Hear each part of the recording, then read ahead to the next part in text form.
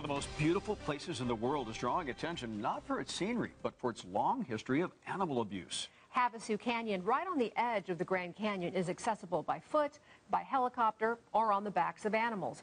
Horses, burros, and donkeys have endured unimaginable suffering, but their plight has been hidden as well as ignored by most of the hundreds of visitors who arrive there every day. But word's finally getting out, and George Knapp, the I-Team, is here with that story. George.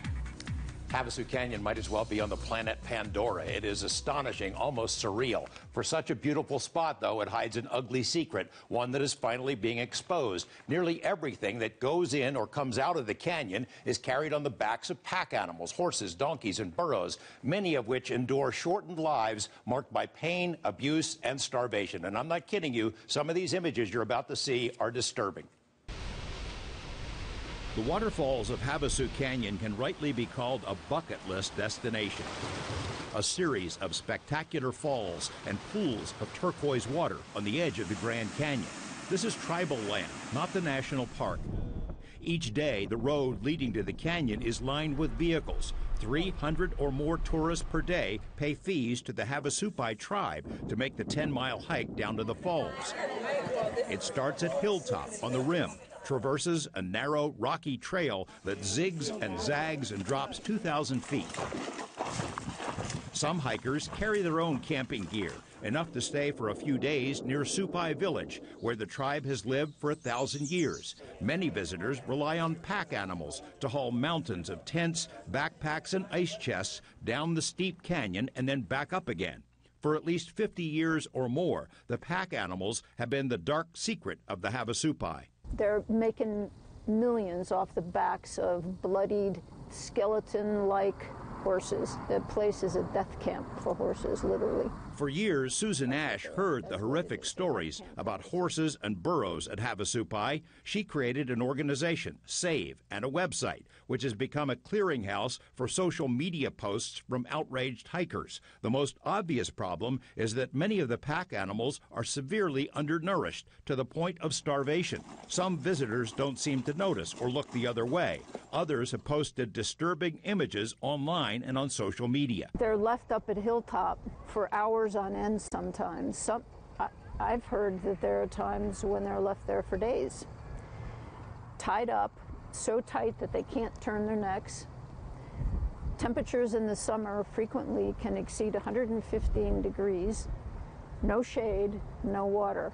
This photo, posted in 2016, documented a too common example: a horse so undernourished and so overloaded on trips up and down the canyon that his hide had worn down to exposed bone. Multiple horses and burros have been documented with open sores, injured legs, even broken bones, some of which are hidden from tourists under blankets and saddles. There's water and potential food along the trail, but the animals aren't allowed to stop during their 10-mile treks. They run hard, and when they falter or fall... No! There are pictures that we have in a report that we put together that were given to us by eyewitnesses where animals have collapsed on the trail and left there to die and are eaten alive by feral dogs. The Havasupai tribe is a sovereign nation, so agencies which might intervene to protect against animal abuse elsewhere have largely looked the other way. A year ago, things changed somewhat because of pressure from Susan Ash and others. Federal agents intervened. One horse wrangler from the tribe was arrested. Since then, the tribe says it has taken steps to end the abuse. How true is that? Two of my I-Team colleagues recently hiked the trail and camped in the canyon on assignment. Tonight at 11, we'll show you the images of what they saw. More than 20,000 visitors each year are drawn to this rugged and remote part of the Grand Canyon on land that belongs to the Havasupai tribe. Hikers and campers generate millions of dollars for the tribe, literally on the backs of pack animals. The tribe claims it's worked to improve conditions for the hundreds of horses and mules that carry heavy loads up and down the canyon every day. But as the I-Team recently discovered, life for many of these animals is still horrific. George Knapp has our story, and we warn you, some of these images are pretty disturbing. His hip bones looked like mountains because they were protruding so badly. But that wasn't the worst of it. His entire spine, the length of his spine, was exposed bone. Bone. Raw, bleeding. He had pussy abscesses everywhere.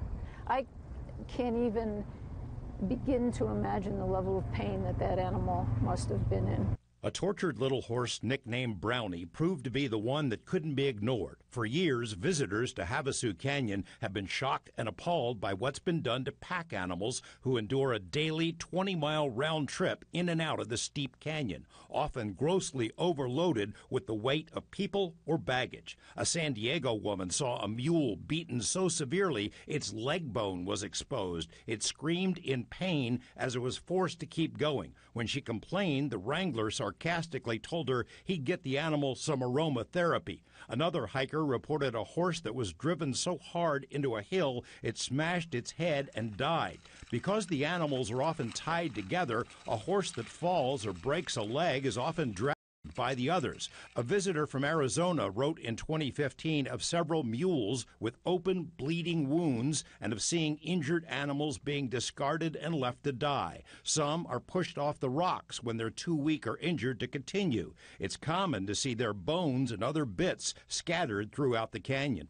I have been told by people that they have followed trails of blood up and down that trail left by pack animals. Susan Ash created an organization, SAVE, which has become a focal point in the efforts to help the pack animals. Her website collects and documents the horror stories. Visitors say they've filed complaints with the tribe, the BIA, and animal control agencies, but they've been ignored. That is, until Brownie in 2016. That's when Susan Ash coaxed federal agencies into taking action. They arrested a tribal wrangler named Leland Joe and seized 4 of his animals, including Brownie. The suspect had a history of animal abuse that had been overlooked by the tribe, but negative news coverage of his case pressured the Havasupai into suspending the commercial hiking program for almost 2 months. The tribal council adopted changes in its agreements with the independent outfitters, through which most visits are booked.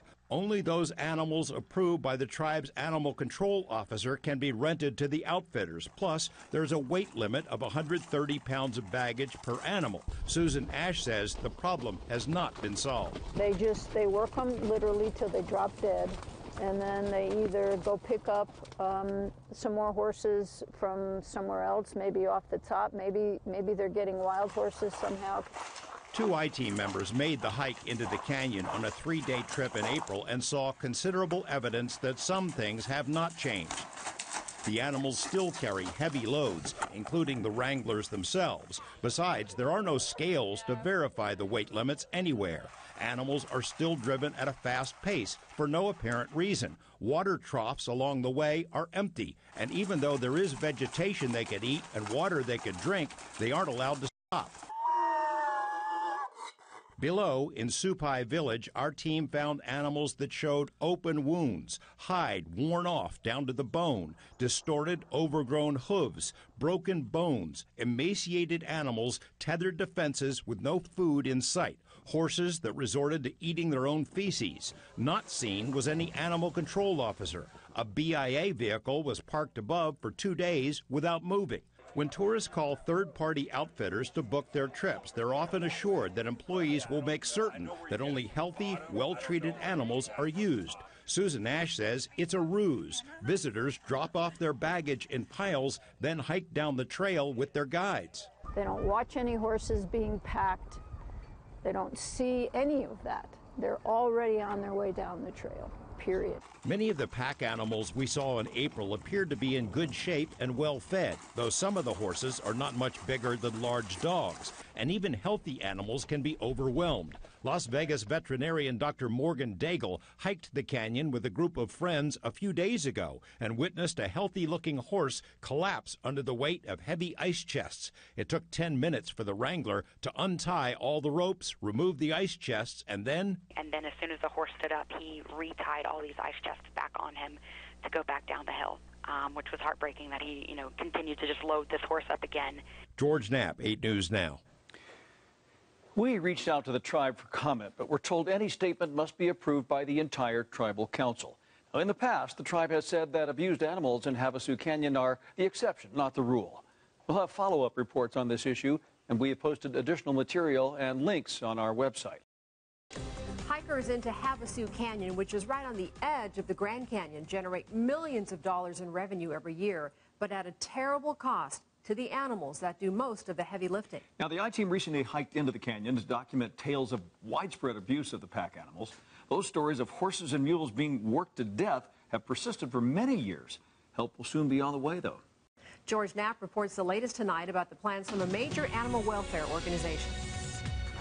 This horse, alone, tied up in the hot sun on the trail into Havasu Canyon, was clearly in distress when 4 hikers passed by in early May. We didn't know what to do for the horse. You can hear him breathing.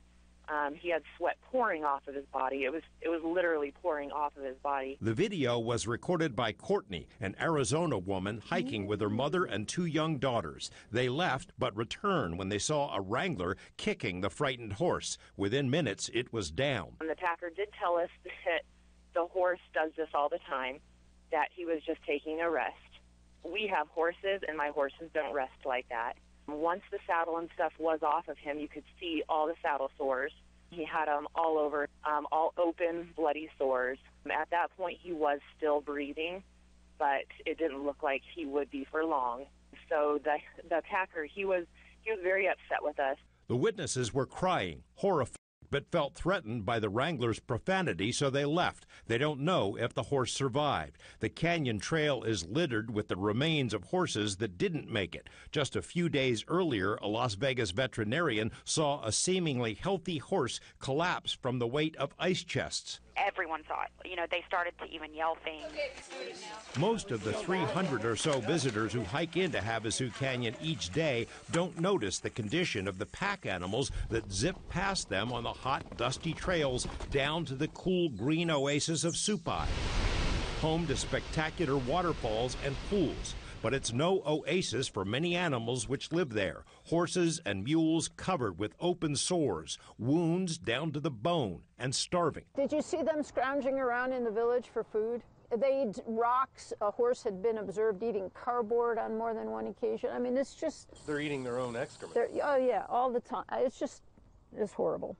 The website Susan Ash helped create a year ago has become a central clearinghouse for horror stories about the Havasu horses. Photos and videos and detailed reports show the depth of the abuse. An I-Team trek into the canyon weeks ago verified many of the stories. Hundreds of people reacted by calling the tribe to complain. Tribal leaders say it's fake news or these are isolated incidents. I'd like somebody to tell me the number, how many isolated incidents are required to count up before it's not considered isolated anymore. Ash says most visitors are not looking for signs of abuse, or they look the other way rather than spoil their expensive vacations. It typically costs around $240 round trip to hire a pack animal to carry ice chests or gear, generating millions of dollars per year. Many of the animals appear to be in good shape, well fed, but the tribe has had decades to crack down on the abusers. Nobody has ever said that it's the entire tribe. It is just some, but they're allowed to do it. They get away with it. They don't face any consequences for it, and it goes on and on and on and on, and it's horrifying. Ash is banned from setting foot on Havasupai land. Other animal groups have tried to help over the years, but have also been thwarted. Soon, though, the Humane Society of the U.S. is planning an expedition into the canyon with a team of volunteer experts. We are taking in a vet, a dentist, a farrier, as well as their assistants. And the reason that we're going in is really to provide direct care, treatment to the horses, do some education with community members, and continue to establish a relationship with the tribe. It's taken a full year for HSUS to reach an agreement with the tribe, and Pinkleton hopes it will become a permanent relationship. Helicopters will be used to haul in hay and other supplies. HSUS knows it needs to tread lightly. There are always some bad actors, and unfortunately those bad actors can do significant damage to animals. But there's also community members that understand basic care. The Humane Society says it will report back after its 4-day expedition. George Knapp, 8 News Now.